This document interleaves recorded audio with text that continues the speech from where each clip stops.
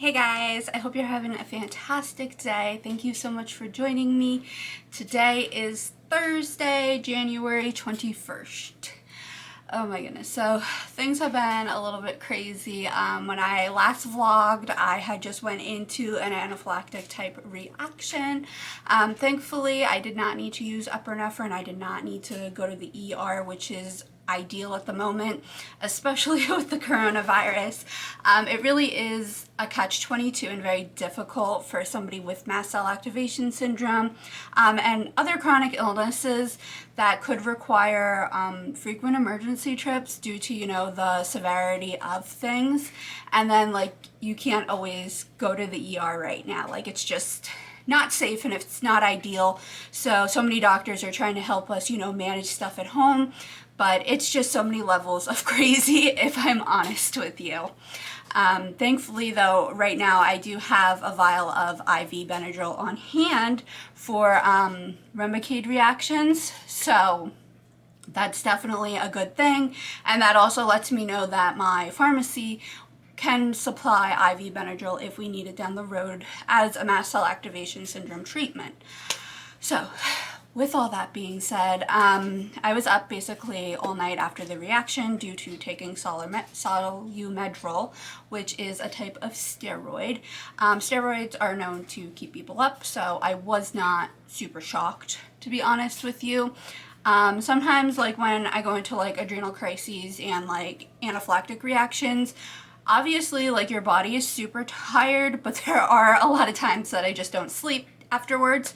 So I was up basically all night, till 3 or 4, and I slept a little bit, and that was the extent of the whole sleep thing, unfortunately. So then the following day, all I could really tolerate, obviously, was resting, because when you don't sleep well, you don't usually function so well the following day. And I still obviously feel like I'm recovering at this point. I don't really feel like Remicade's fully absorbed in my system and doing its full job yet. I'm still though holding on to hope that this is going to get better, that the pain levels are going to get better. The past few nights though, when I am trying to go to sleep, I just go through for about an hour or two just this really severe pain, and it's throughout my body. I'm laying down, but doubled over while laying down, which is kind of strange. And then I just get this really severe pain in different joints, and then different muscles will either tighten or just have a lot of pain. So that's just, it's been kind of difficult to fall asleep at night. And everything just still crazy. I'm still kind of getting caught up with my IV fluids. I have been able to get in 2 bags so far, so I'm super excited and happy about that. Like I told you guys in another video, I have a lot of cool and fancy supplies, so I'm super excited to show you all that.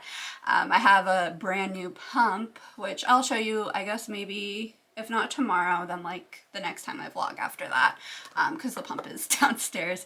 Did not bring that up with me. But it's been good to have supplies again and to be getting back to doing treatment, because that I have hoped to get back to baseline sooner. And I'm waiting still for those other meds to fully leave my system, which will also really just help at this point, because meds that you're allergic to don't need to be in you. So okay, so I guess first I'll fill you in on the neurology stuff, and then we'll talk a little bit about endocrinology, shall we? So many updates. Okay, so the EMG stuff, y'all, I do not have clear answers. I'm going to tell you specifically what was in my chart. Some of the stuff I can explain, other things I cannot explain because Google did not provide a decent explanation, and the doctor has not gone over it with me, even though I have asked him several times. So at this point, I'm just going to keep bugging him about it. I understand that he does not fully understand what is going on, but I like to just understand literally as much as I possibly can, because I feel like the more you understand stuff, the better you can take care of your body. But that's just, how I function. Anyways, so I have nerve entrapment with carpal tunnel syndrome in my left hand, and the median nerve is compressed. How I have carpal tunnel in my left hand is definitely a mystery because I'm not left-handed. I am right-handed, actually. So it just doesn't make any sense, which is pretty much the story of all of this, is that literally stuff came out on my EMG. Most of it does not make any sense. So I have tarsal tunnel syndrome in both my ankles, which this is compression and damage of the nerves in the ankle and foot, which causes inflammation, and of course, it's rare, which we're not surprised. It's just, you know, obviously, I think at this point, y'all have probably picked up. It's a little bit of a joke around here that everything I have is rare. So just like when we find out it's rare, we're like, of course, it's rare. It's never common, right? And then the next thing they found was mild to moderate demyelination, which I will try to remember to pop up on the screen here for y'all. Because I obviously cannot pronounce that right. The word is about that big. So this just means that there is damage to the protective covering that surrounds the nerve fibers, and this damage causes nerves to deteriorate. So I'm assuming, though, people, that, like, at least if nothing else, all this damage adds up to why I go numb. If nothing else. I mean, it has to contribute to some of my symptoms. That's all I can, like, tell you for sure. And then we have denervation in the left leg, another word that's about that big. It's slightly smaller. Again, I'll try to pop that up on the screen. And this just means that there's loss of nerve supply. I also have decreased motor units, amplitudes, increased motor unit duration, and motor axonal loss. Again, what this actually adds up to, nobody knows.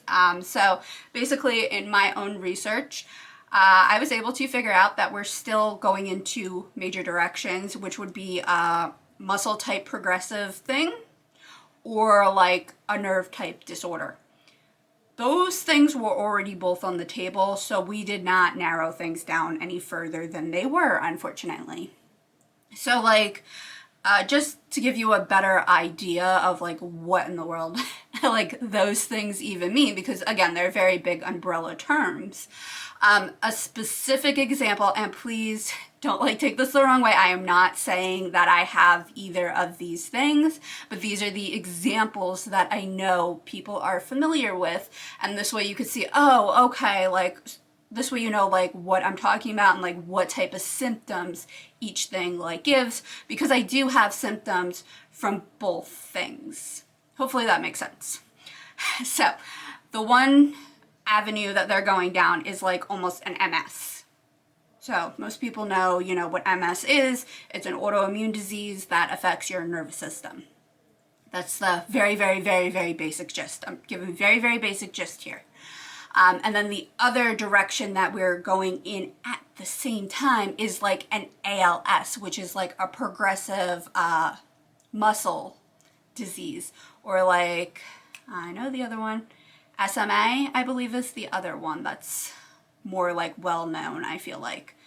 And I cannot remember for the life of me at this second what ALS stands for.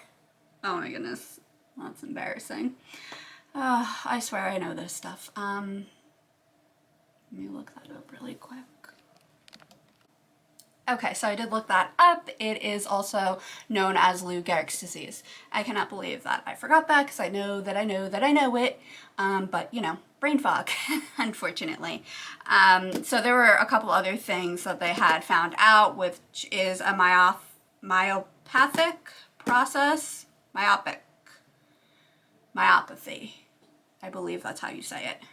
Process, but again, I'll try to remember to pop that up for you guys. And that just means that the muscles are diseased and the muscles don't work as they should, and it is likely progressive. So, with all that being said, again, there's not like a real clear direction. It is very frustrating that